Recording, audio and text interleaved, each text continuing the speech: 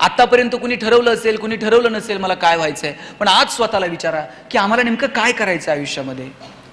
7वीत असताना वाटतं PSI व्हावं, 9वी 10वीत गेल्यावर वाटतं कलेक्टर व्हावं, 11वी 12वीत गेल्यावर वाटतं आणखी वेगळं काहीतरी करावं, कॉलेजला आल्यानंतर वाटतं वेगळंच करावं. चला, बदलू शकतं काळ आणि वेळेनुसार, पण किमान तुमच्या मनात एकदा तरी तो विचार चमकून जाऊ देत की यस, मला हे करायचंय म्हणून. त्या विचाराची सुरुवात आजच्या दिवसापासून करा. स्वतःची एक डायरी घ्या, त्या डायरीमध्ये स्वतःची स्वप्न लिहायला सुरुवात करा. त्या डायरीमध्ये स्वतःला सांगा की मला नेमकं काय करायचंय. जोपर्यंत तुम्ही स्वतःला सांगत नाही मला काय करायचंय, कसं तुम्ही तिथपर्यंत पोहोचणार आहात. तुम्ही स्वतःला सांगा की तुम्हाला नेमकं काय करायचं. लक्षात ठेवा, तुमच्या सगळ्यांमध्ये काहीतरी वेगळा गुण आहे. सगळेजण सारखे आहात का? कुणाला गणित सोपं जातं, कुणाला इंग्रजी बरं वाटतं, कुणाला भूगोल आवडतो, कुणाला मराठीतल्या कविता आवडतात, कुणाला हे काहीच आवडत नाही, मैदानावर खेळायला आवडते. प्रत्येकात काहीतरी वेगळं आहे. आपल्यामध्ये काय वेगळेपण आहे ते तुम्हाला ओळखता आलं पाहिजे. काल मी पंढरपूरला गेलो होतो कार्तिकी निमित्त. तिथं गव्हर्नमेंट रेस्ट हाऊसला अनेक मान्यवर आम्ही सगळेजण एकत्र जेवण करत होतो. कृषी मंत्री होते, काही आमदार होते, आणि त्यात एक तुमचे मुंबईला आमदार आहेत पण त्यांचं गाव आता मराठवाडा आहे, ते डॉक्टर बालाजी किनीकर पण तिथे जेवायला होते. अचानक उपमुख्यमंत्रींच्या गाड्यांचा सायरन ताफा ऐकायला आला आणि जेवण आटपत आलेली होती. ज्यांचं जेवण झालं त्यांनी पटापट हात धुतले आणि ते सगळेजण DCM साहेब आले म्हणून सगळेजण तिकडे जायला निघाले. हे जे आमदार आहे ते डॉक्टर बालाजी किनीकर यांचे ताटातले शेवटचे 2 घास उरलेले होते आणि कुणीतरी त्यांना म्हटलं, हो आमदार साहेब चला, DCM साहेब आलेत. त्यांनी 1च मिनिट हे 2 घास संपवतो. त्यांनी ते 2 घास संपवले जेवतानाचे, ताटात हात धुतला, ओझरत ताटाच्या पाया पडले आणि उठताना मला म्हटले, शिंदे साहेब, या 2 घासासाठी मी मराठवाड्यातून मुंबईत 500 किलोमीटर आलो होतो.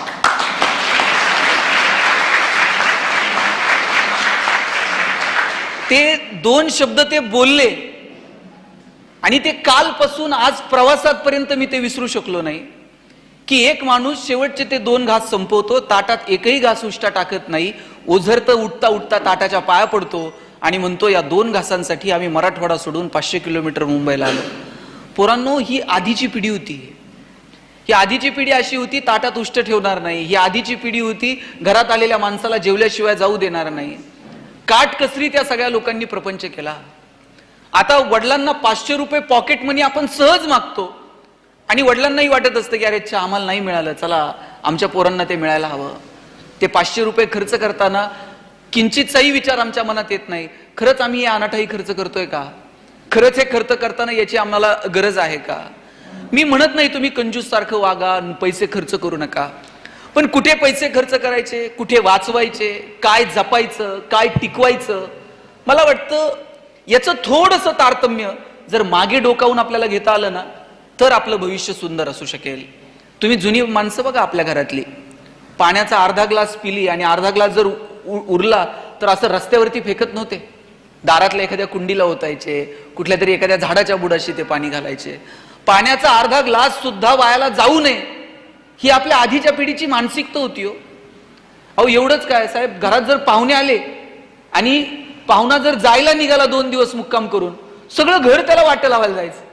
आणि एसटीला वाटं लावायला जर घरातली माणसं गेली आणि पाहुण्यानं बेल पडल्यानंतर गाडी पुढे गेली आणि पाहुण्यानं नुसता असा खिडकीतनं हात केला ना, तरी सोडवायला आलेल्या माणसांचे डोळे पाणवत होते. इतकी माणसं भावनाशील होती, इतकी माणसं म्हणजे त्यांच्यामध्ये त्या भावना होत्या. आता मी बघतो अंत्यविधीला जरी लोक गेली ना, तिकडे प्रेत जळत असते, इकडे लोक मोबाईलमध्ये खेळत असतात. आपल्यातल्या भावना आपल्याला जिवंत ठेवाव्या लागतील. तुम्ही डॉक्टर व्हाल, तुम्ही इंजिनियर व्हाल, तुम्ही पैसे कमवाल, तुम्ही उद्योग व्यवसायात याल, पण आपल्यातला माणूस पण जिवंत आहे का? आपल्यातला माणूस जगतोय का? मला वाटतं या गोष्टींचा विचार करण्याची मित्रांनो ही वेळ आहे. काल मी पेपरला वाचत होतो, राजस्थानमध्ये बॉन्डवरती मागच्या 2 वर्षामध्ये 500 मुलींची विक्री झाली. भारताला स्वातंत्र्य मिळाल्यानंतर 75 वर्षांनी एखाद्या राज्यामध्ये 400-500 मुली अशा बॉन्ड करून विकल्या जाऊ शकतात. आम्ही माणूस म्हणून आहोत का? तुम्ही एलॉन मस्क नाव ऐकलंय? ट्विटर विकत घेतलं. काल परवापासून तर एकदम मीडिया पे वो छा गए. ट्विटरमधून एवढ्यांची नोकरी जाणार, एवढ्यांना हे होणार, कंटिन्यू मीडियावरती एलॉन मस्क आहे. पण मी एलॉन मस्कचं एक भाषण ऐकत होतो. त्याच्या भाषणातले किती मुद्दे काय पुढे होतील, खरे ठरतील मला माहित नाही. पण एलॉन मस्कचं भाषण ऐकल्यानंतर मला ते शेअर करावं असं वाटलं तुमच्यासोबत.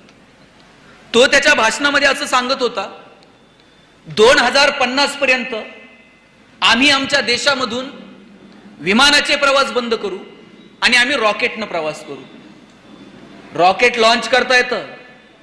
एलॉन मस्क सांगत होता आम्ही ते लँड करू आणि इथून जर अमेरिकेत जायचं असेल तर 5 मिनिटात तुम्ही अमेरिकेला जाल, आम्ही रॉकेटचे प्रवास सुरू करू.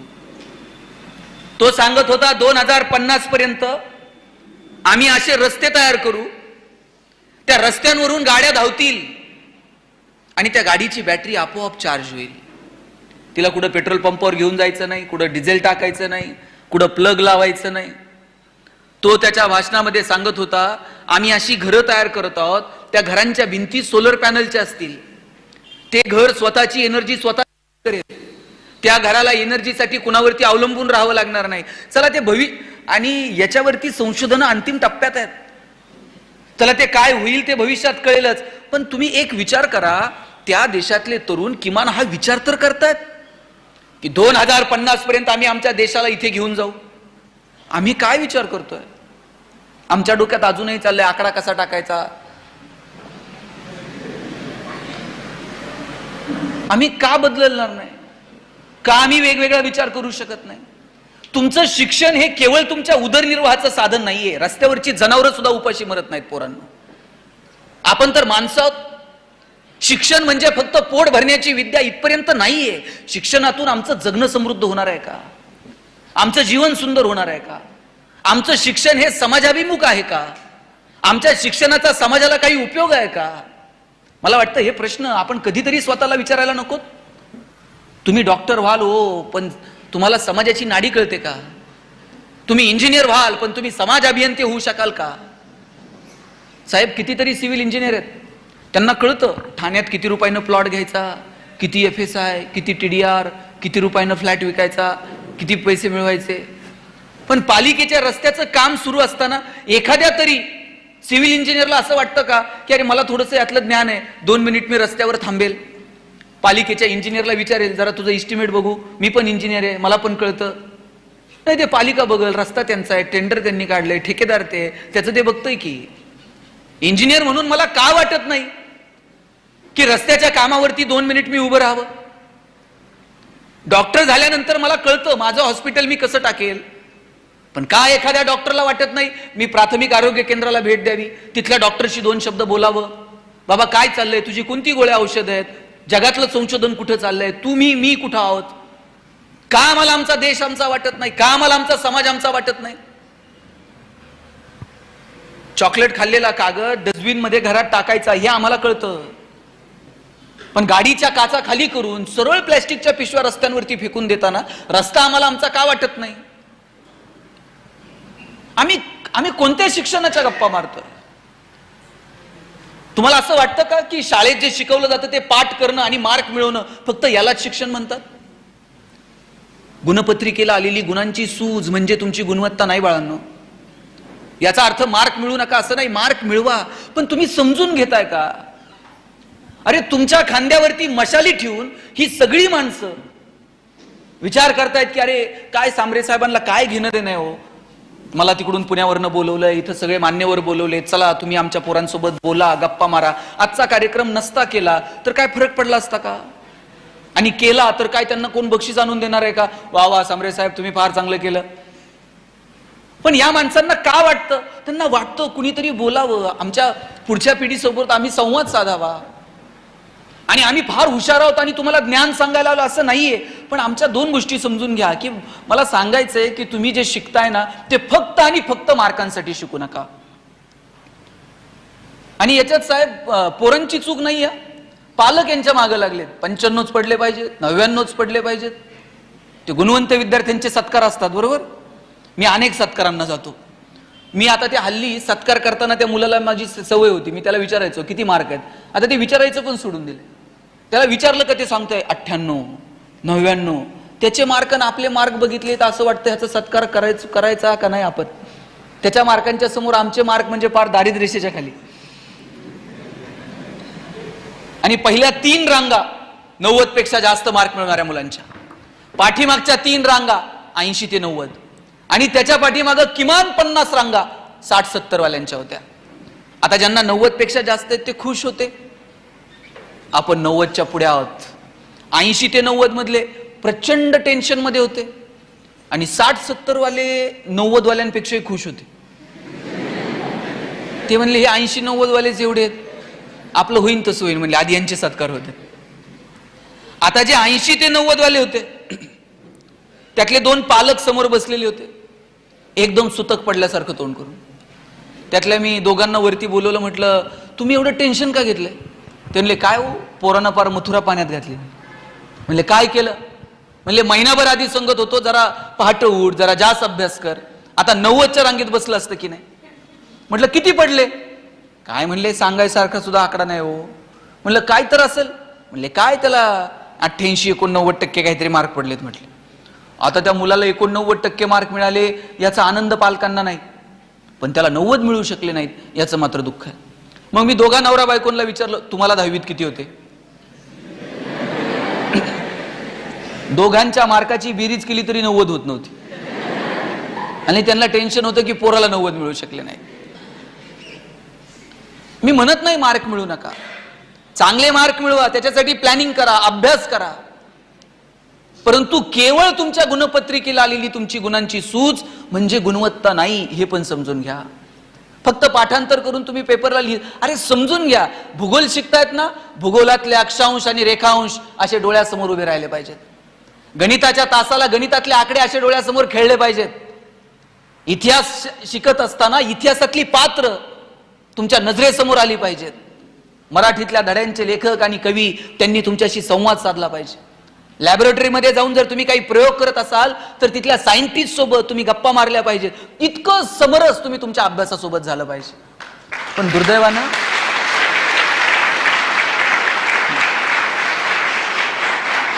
पोरं बिचारी सकाळी डोळे चोळत चोळत उठतात. सकाळी अशी गाडीत पोरं कुंबली जातात, त्या गाड्या त्यांना शाळेत घेऊन येतात. शाळा सुटली का घरी जाऊच पोरग जेवतंय ना जेवतंय ते लगेच त्याला ट्युशनला पाठवलं जातं. ट्युशनवरून येऊन ते दप्तर टाकताय ना टाकताय तोच त्याला परत कुठल्या तरी वेगळ्या क्लासला पाठवलं जातं. त्याला सेल्फ स्टडी, विचार, चिंतन, मनन इतकं एंगेज करून टाकलंय पोरांना नको नको त्या ऍक्टिव्हिटीज मध्ये की मुलांना चिंतनाला वेळच मिळत नाहीये. आणि जिकडून तिकडून वेळ मिळाला का मग पोरं मोबाईलमध्ये आहेत. काल टाकलेल्या फोटोला किती लाईक्स, किती कमेंट्स, फेसबुकवर कुणी काय बोलतंय. अरे काय मला सांगा, मोबाईल वाईट नाही, मोबाईल खूप चांगलं साधन आहे. विदिन अ सेकंद तुम्ही जगापर्यंत पोहोचता इतकं चांगलं साधन आहे मोबाईल. पण तो किती वापरावा, कशासाठी वापरावा याचं तारतम्य आपल्याकडे असलं पाहिजे. साहेब, भारत हा मोबाईल वापरणाऱ्या अग्रगण्य देशांमध्ये आज भारताचा नंबर लागतो. सगळ्या जगातल्या नेटवर्क कंपन्या भारतातल्या पब्लिक वरती डोळे ठेवून आहेत की आम्हाला इथं नेटवर्क कसं वाढवता येईल. मग आम्हाला फ्री डाटा देऊन टाकलाय. आम्ही दिवसभर एंगेज आहोत मोबाईलवरती. आमच्या तरुण पोरांची मोठी कार्यक्षमता ही मोबाईलवरती वाया जाते. मोबाईल वापरा, तो जवळ असू द्या, पण चांगल्या कामासाठी, योग्य कामासाठी आपल्याला वापरता येईल का. तासन तास सर्फिंग. बरं, त्या सर्फिंग मधनं काय शिकलात. काय तुम्ही सायंटिस्ट कुणाची भाषणं ऐकलीत, काही नवीन संशोधनं बघितलीत, काय कुठे आहोत आपण. हे फेसबुक, व्हॉट्सॲप याच्यावरचे मित्र मैत्रिणी, लाईक्स, कमेंट 5-10 मिनिटासाठी ठीक आहे, पण तासन तास जर आपण त्या आभासी जगात वावरणार असू तर आपण वास्तविकतेपासून फार दूर आहोत. हे आपण समजून घेतलं पाहिजे. तुम्ही मुलांकडे बघा. आणि पोरांचं नाही हो, बापाला वाटतंय मला नव्हता, पोराला घेऊन देते ते मोबाईल.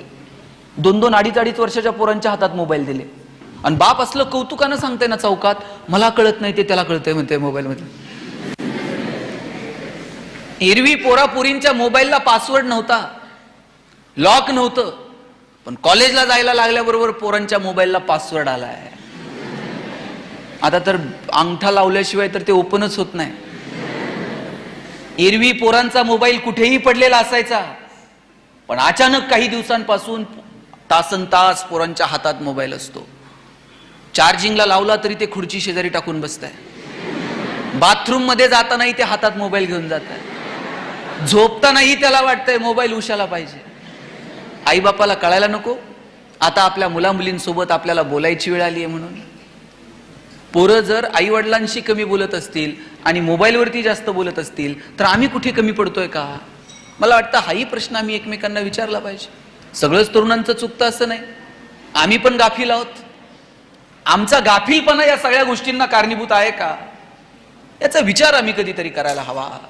आणि इथं बसलेल्या सगळ्या तरुण तरुणींना माझं सांगणं आहे, जर कुणी असं म्हणत असेल तरुणाई बिघडलीये, पारस बावळट आहेत, त्यांना अक्कलच नाही, अजिबात तसं नाहीये. पोरं खूप हुशार आहेत, त्यांच्यामध्ये प्रचंड ताकद आहे, प्रचंड एनर्जी आहे.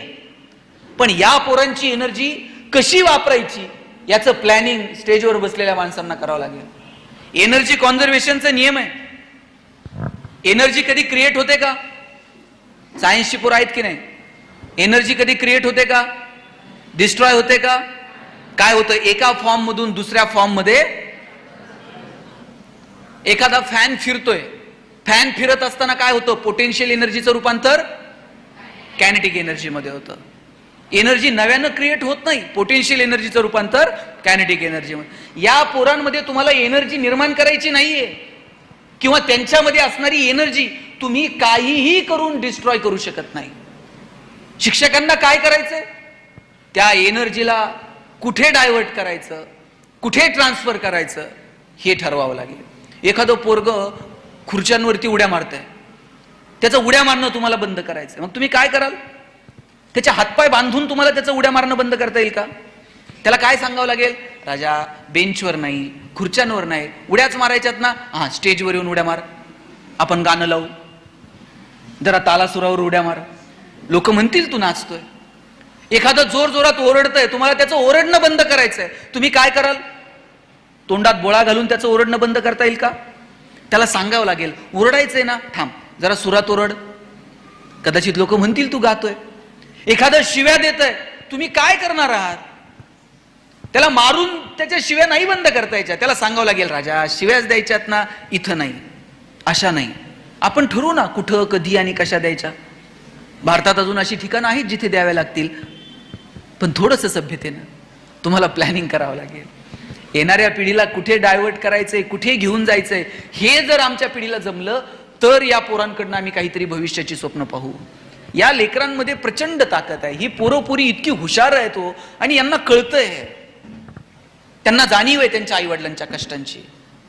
जीन्स टी शर्ट मध्ये वावरत असतील, पण ते जुनं काही गोष्टी विसरलेल्या नाहीयेत.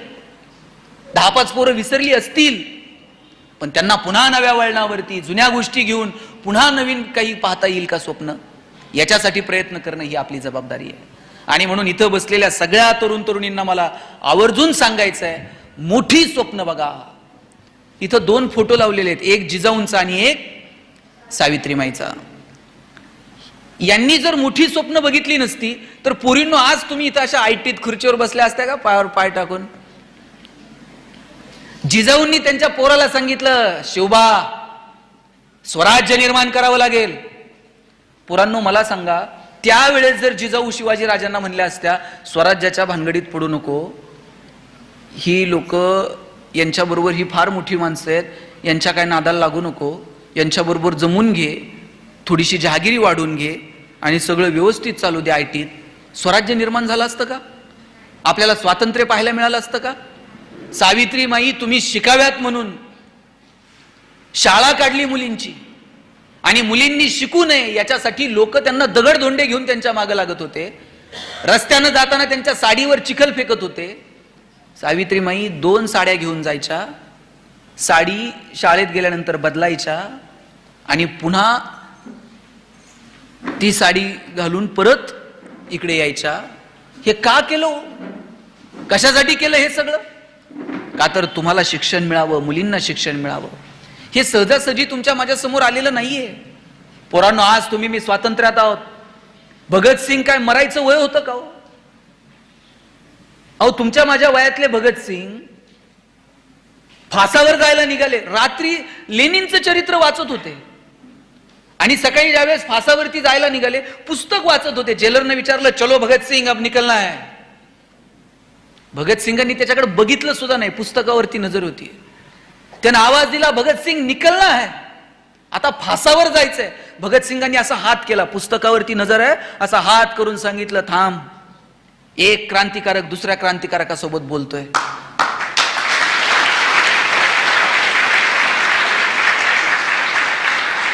पुस्तक वाचून संपवलं, खाली ठेवलं आणि हसत हसत भगतसिंग फासावरती जायला निघाले. काय म्हणायचं, कोणती परीक्षा द्यायची होती भगत सिंगांना, कोणत्या पेपरला एक्झामला चालले होते, आता मरायचंय. पण काय काय डिवोशन आहे, काय ह्या माणसांची वैचारिकता आहे, काय या लोकांची मानसिकता आहे. आम्ही कधीतरी पोरांनो हे समजून घेतलं पाहिजे. आणि म्हणून तुमच्या हातात मोबाईल आहे ना, तुम्ही ते युट्यूबला सर्च करावं, भगतसिंग, राजगुरू, सुखदेव, काय काय पाहायचं ते ठरवा. जिजाऊंनी कमी दुःख सहन केलं का, प्रचंड दुःख सहन केलं, पण आपल्या मुलाला स्वप्न दाखवलं की राज्य निर्माण व्हायला हवं. शहाजी राजांनी आपल्या मुलाला सांगितलं स्वराज्य निर्माण व्हायला हवं. आणि म्हणून खरं तर आज तुम्ही मी स्वातंत्र्यात आहोत, आज तुम्ही मी एवढं छान आयुष्य जगू शकतो.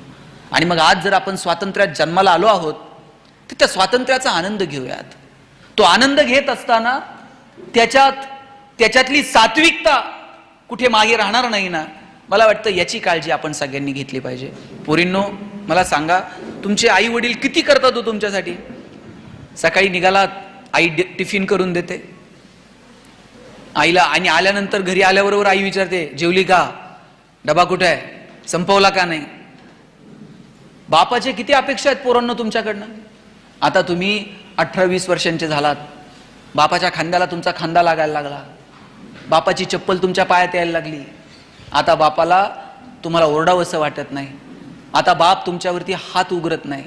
बापाला कळतं आपली चप्पल आता पोराला यायला लागली, पोरगा मोठा झालाय. पण बापाची काय अपेक्षा माहित आहे, बापाची अपेक्षा आहे की पोरानं काहीतरी चांगलं करावं, आता माझं संसारातलं ओझं थोडंसं हलकं करावं, माझ्या बरोबरीनं 2 पावलं आता माझ्या पोराला चालता यायला पाहिजे, नवे माझ्या पुढं 2 पावलं माझ्या पोरानं आता चाललं पाहिजे. एवढी अपेक्षा तुमच्या वडिलांची तुमच्याकडनं आहे. आणि तुमच्या आई वडील जर तुमच्याकडनं ही अपेक्षा ठेवत असतील की आमच्या पोरापोरींनी मोठं काहीतरी करावं, ही अपेक्षा चुकीची आहे का बाळांनो. काय स्वप्न आहेत तुमच्या आई वडिलांचे तुमच्याकडनं. अरे पोरीवर तर बापाचं एवढं प्रेम असतंय, बाप स्वतःला सायकल घेत नाही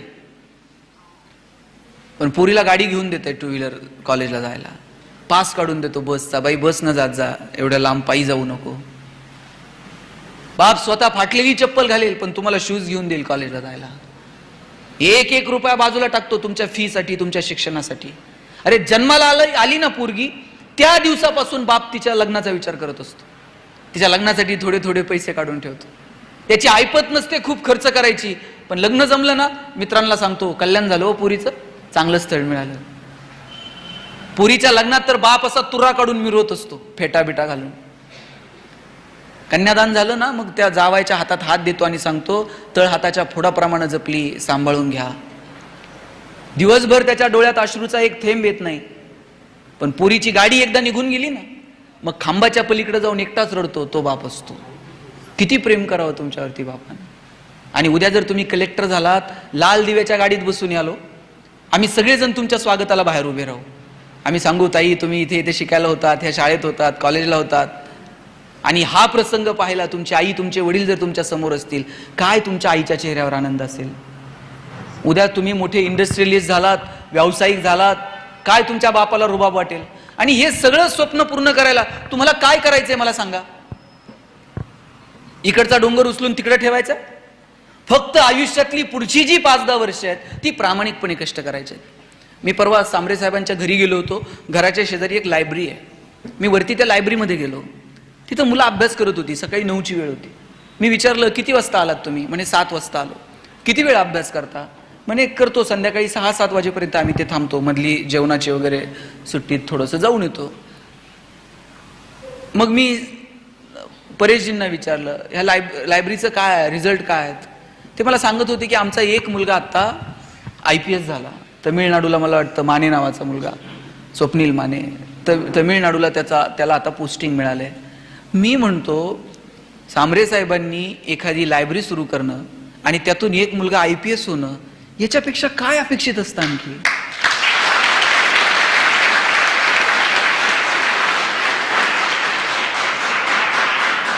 तुम्ही IPS झालात, एखाद्या जिल्ह्याचे SP झालात, पोरांनो अख्खं जिल्ह्याचं पोलीस प्रशासन तुमच्या हातात येऊन जातं. तुम्ही कलेक्टर झालात, अख्खं जिल्ह्याचं प्रशासन तुमच्या हातात येऊन जातं.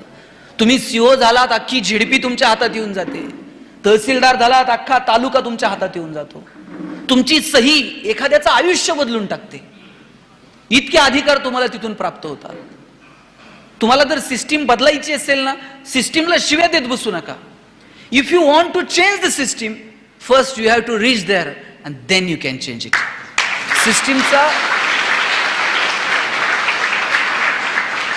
तुम्ही सिस्टीमचा भाग बना आणि त्याच्यासाठी मनापासून अभ्यास करा.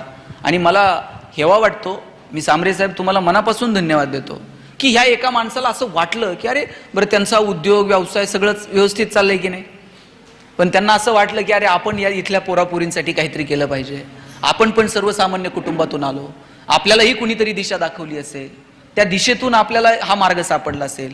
इथून एखादा जरी पोराला असं वाटलं की नाही मी हे करेल माझ्या आयुष्यात, तरी सुद्धा मला वाटतं हे खूप मोठं या कार्यक्रमाचं यश असेल.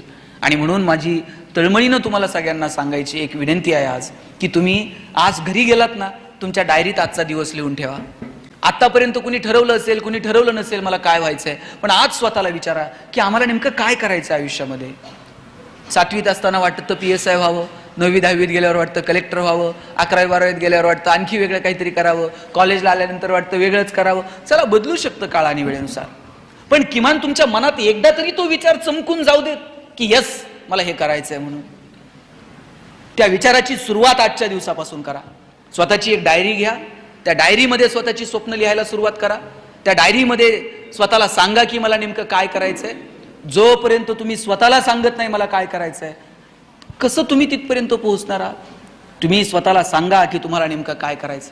आणि लक्षात ठेवा, तुमच्या सगळ्यांमध्ये काहीतरी वेगळा गुण आहे. सगळेजण सारखे आहात का?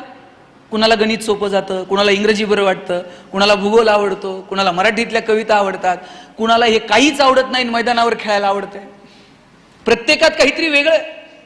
आपल्यामध्ये काय वेगळेपण आहे ते तुम्हाला ओळखता आलं पाहिजे. एक सॉर्ट अनालिसिस नावाचा कन्सेप्ट आहे. S for strength, W for weakness, O for opportunity and T for threats. तुमच्यातल्या स्ट्रेंथ विकनेस तुम्हाला ओळखता आल्या पाहिजेत. मला एक सांगा, सचिन तेंडुलकर सारखा षटकार ऐश्वर्या रायला मारता येईल का? ऐश्वर्या राय सारखा ठुमका लता दिदींना देता आला असता का? लता दिदींसारखं गाणं अशोक सराफला म्हणता येईल का? अशोक सराफ सारखा अभिनय तुम्हाला मला करता येईल का? प्रत्येकात काहीतरी वेगळं आहे. तुम्ही जर मला म्हटले भाषण करा, मी 2 तास बोलेल.